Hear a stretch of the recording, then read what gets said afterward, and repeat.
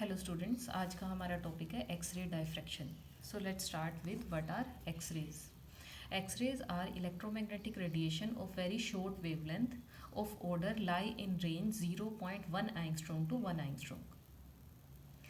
X-rays lie between ultraviolet and gamma rays in electromagnetic spectrum.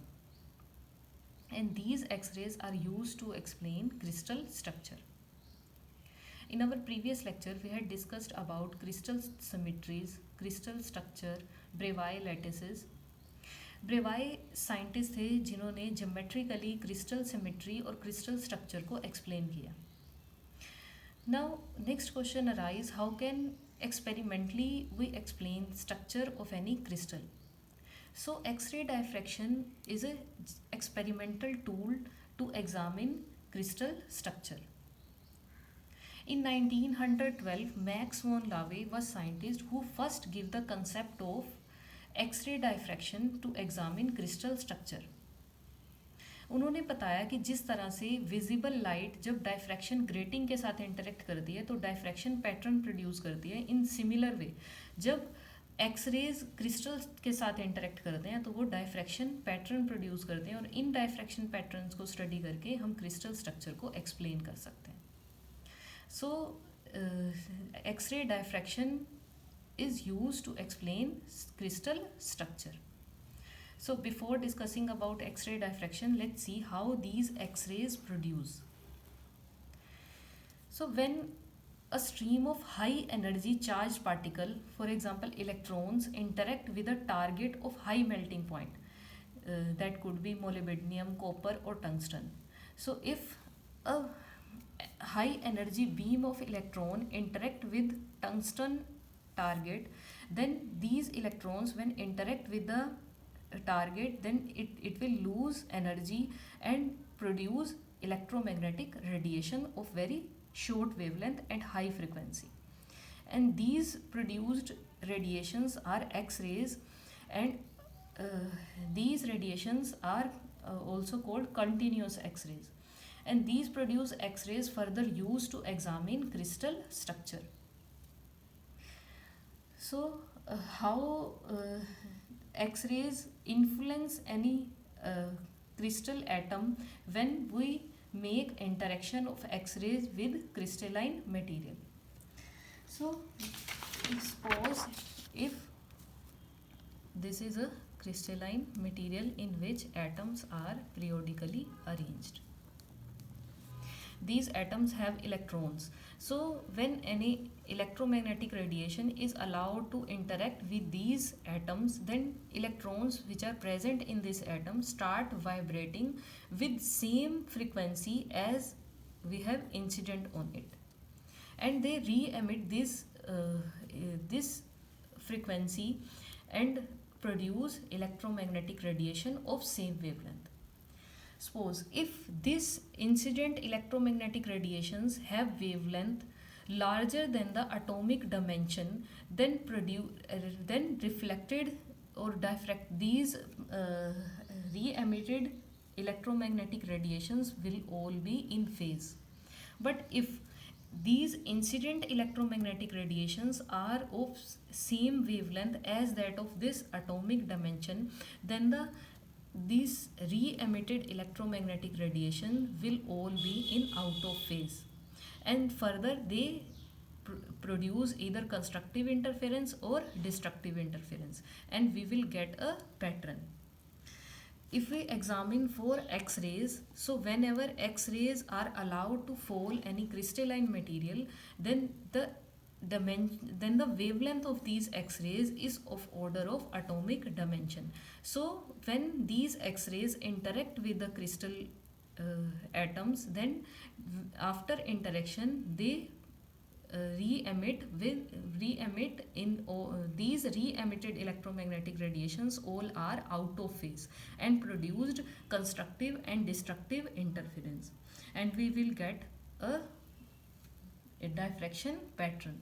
So after examining this diffraction pattern, we can examine crystal structure.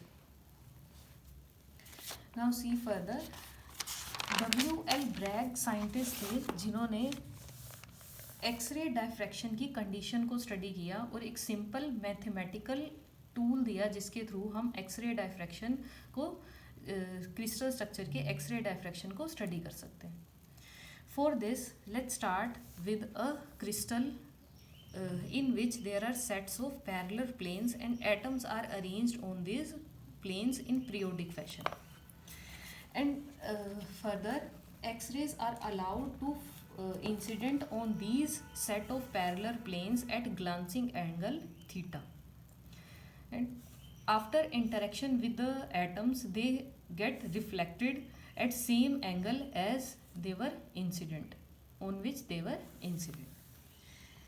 So in this picture you can see there are two X-rays beams are shown.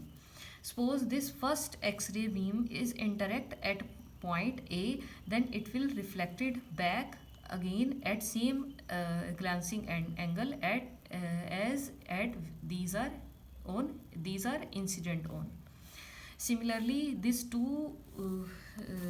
is the second beam, suppose is incident at point B and reflected back in this direction.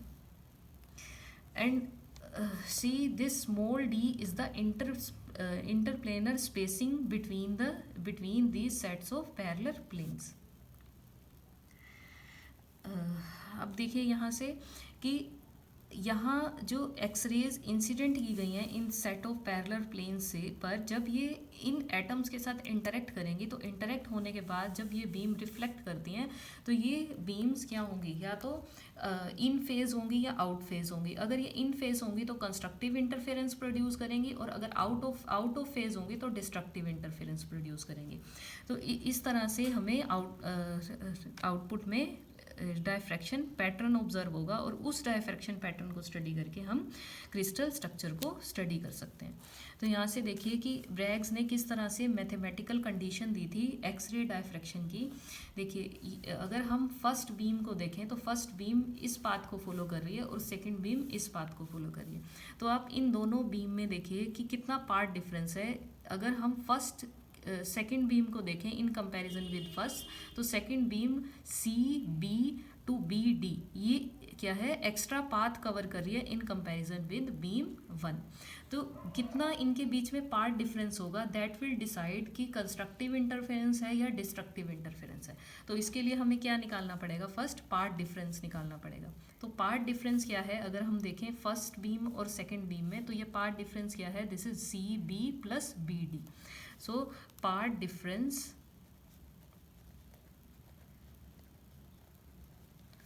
is equals to CB plus BD. Clear.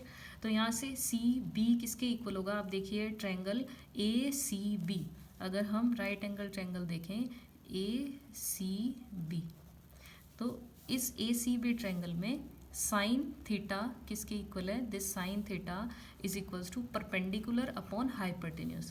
Clear. This is base, this is perpendicular and hypotenuse. This is equals to C B over में A B. तो यहाँ से देखिए C B किसके equal आ जाएगा, this C B is equals to A B sine theta. और यहाँ ए बी क्या है, D which is interplanar spacing, this A B. This is equals to C B. In similar way अगर हम right angle triangle देखें ए D B, तो A D B में B D किसके इक्वल आ जाएगा, this B D is also in similar way equal to A B sine theta. Clear. This is perpendicular and this is hypotenuse. So this is D sine theta B D.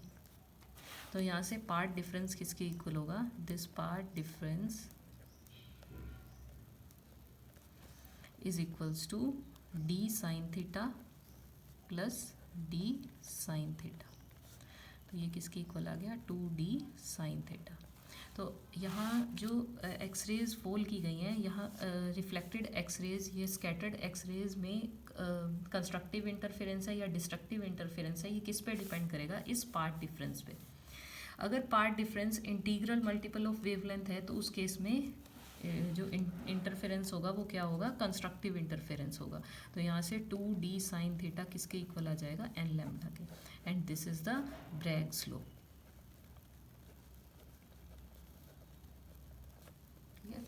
सो आप यहाँ से देखिए कि अगर wavelength constant है, d constant है, तो किसी अगर हम यहाँ से order n is equal to 1 ले, तो पर्टिकुलर किसी एंगल पर हमें क्या मिलेगा, डायफ्रैक्शन पैटर्न मिलेगा।